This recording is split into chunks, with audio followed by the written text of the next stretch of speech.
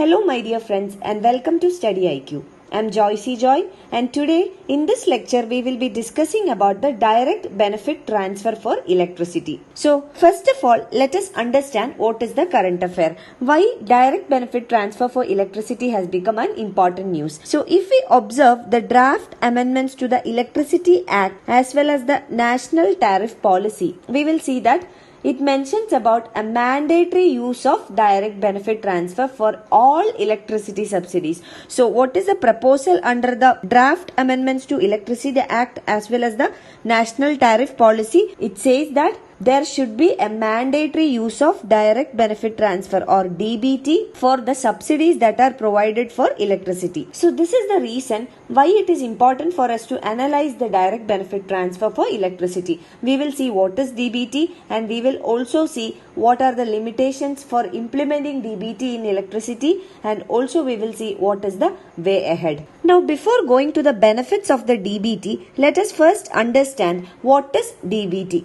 So DBT refers to direct benefit transfer. So as the name itself suggests, it is a method through which a subsidy will be directly transferred to the bank account of the customers. Suppose for example, a person is receiving a subsidy for electricity. So this subsidy will be provided in the bank account of that person. So this process is called DBT or the direct benefit transfer. And now if we look at the history of DBT in India, DBT has reported success in various subsidy programs like the LPG subsidy and also in wage implementation like MNREGA. The wages are provided through direct benefit transfer. So these programs has shown that direct benefit transfer is successful for a country like India. Now if we take the example of the LPG subsidy, we will see that the subsidy amount is directly credited to the bank account of the customer. So it has become successful in India.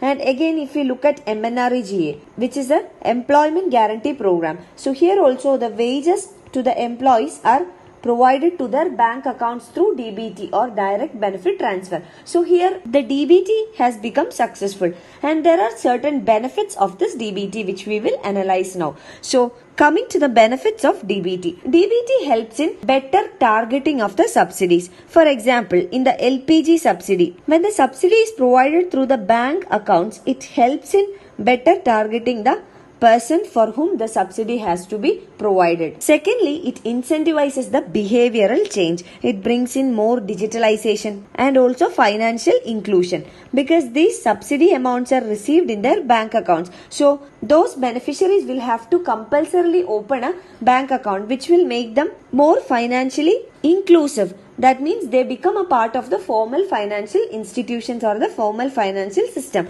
Again, they will use their bank accounts. It is not merely opening up the bank accounts. They will also use it because the money is being transferred to their bank accounts. So they will have to take the money from their bank accounts. So this will promote better digitalization as well. Thirdly, because of this better targeting, it will reduce the wastages of the public funds. The subsidies are provided from the public funds or the government funds. So the government fund is basically the fund of the public or the citizens of that country. So this public funds will be better utilized or wastages will be minimized if the subsidies are provided through direct benefit transfer because it provides better targeting. Now, what is the present status of electricity subsidy in India?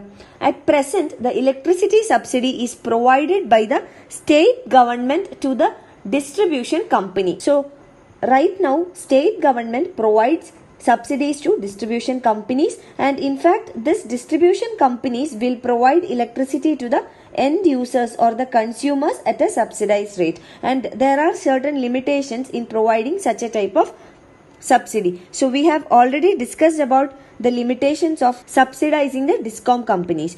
Now government is targeting to eliminate this Discom from providing the subsidy. Now government will be providing subsidies directly to the consumers. That is what is aimed through DBT or direct benefit transfer. Government will be transferring the subsidy amount to the end user or the consumer into their bank accounts through the method of direct benefit transfer.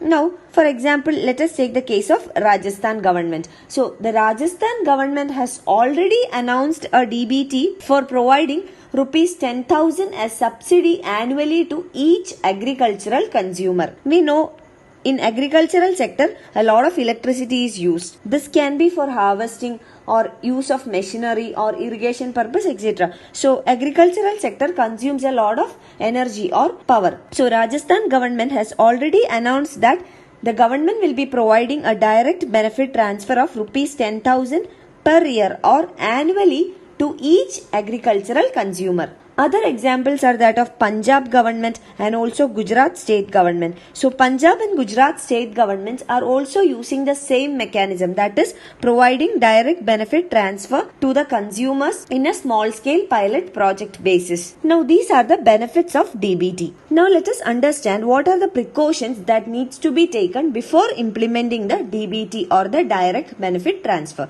So one major challenge in implementing DBT in the electricity sector is overestimation. So what is overestimation? Let us understand. About 90% of the electricity subsidies are provided to agricultural consumers and also residential consumers. But the problem here is that most beneficiaries are unmetered. So in case of unmetered electricity connections, what will happen? The subsidy will have to be provided on an assumption basis. So the consumption is assumed and this often leads to overestimation. So the assumption of the consumption leads to overestimation. This is particularly in cases where the electricity connections are unmetered. Let us take an example. For example, in UP, Uttar Pradesh, the assumed monthly consumption for a rural household is 72 units. So this is in case of a rural household. And this 72 units is closer to the average consumption of households in Mumbai or in Hyderabad, etc. These Mumbai, Hyderabad are all typical urban areas. So this 72 units assumption in the rural households of UP is close to the consumption of households in typical cities like Mumbai and Hyderabad. So such overestimation implies that the losses incurred by the Discoms are taken as an additional consumption by unmetered consumers. So this is one major challenge. In cases of overestimation, DBT can never end overestimated consumption because the benefits are somehow transferred to the consumers in their bank account. So this is one major challenge and this has to be overcome before implementing DBT in electricity. Now the second issue is related with the identification of the beneficiary. So in most of the cases, what is the problem? The consumer or the person who consumes the electricity would be a tenant, but the connection would be in the name of the property owner. So who will be getting the benefit? The property owner will be getting the benefit because the ownership is in his name. But actually who should be getting the subsidy? The user or the tenant should be getting the subsidy. So such problems of identifying the user or the consumer is prevailing. So what is required here? There is a need for legal and regulatory steps to ensure that the subsidies are provided to the users, not to the owners. So such type of identification of the tenant is a difficult process. And also, similar like the case of tenants, safeguards should also be ensured for joint ownership and also issues like inheritance. So these issues also needs to be addressed before implementing direct benefit transfer in electricity. Now the third challenge is prior deposition. What is meant by prior deposition? Under prior deposition,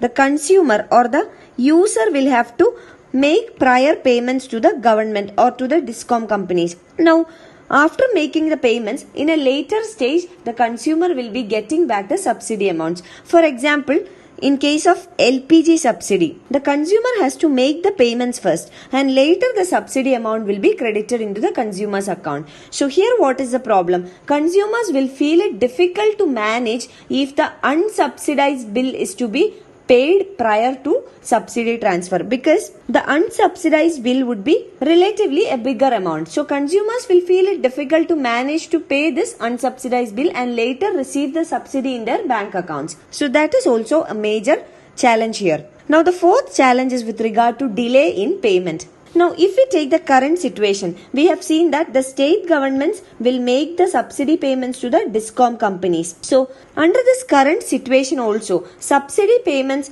are often delayed by the state governments to the Discom companies. So there is already a delay in the payment of subsidies from the state governments to the Discom companies. But if this delay in payment happens with the case of consumers, they cannot withstand such a situation, because Discom companies, they are large and they will be able to operate for at least a shorter period of time without receiving the subsidy also. But in case of the households, we have seen that prior deposition is there. They have to deposit or pay the amount in prior and then receive the subsidy. So if the state government makes any delay in the subsidies, it will badly impact the households, especially the poor households. So these are the concerns related to the implementation of DBT in electricity. Government has to address such concerns before implementing DBT in electricity. Now, what is the way ahead, or what should be done?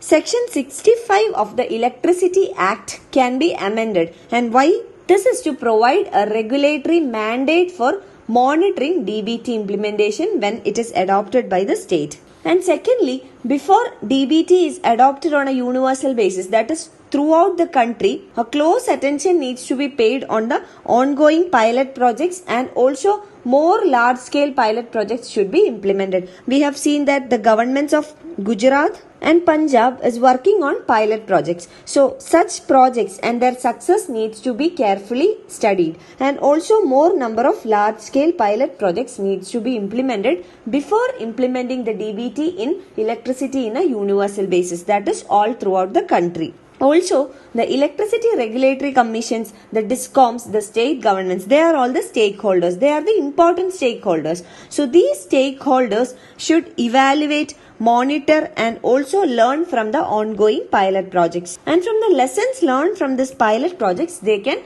universally adopt this DBT in electricity. And also there is a need for the third party audits authorized by regulatory commissions. So all these needs to be worked out before implementing DBT in a universal manner. You can find the PDF of this lecture on my Facebook page. For any queries related to your UPSC preparations, you can get in touch with me on my Facebook page. Thank you.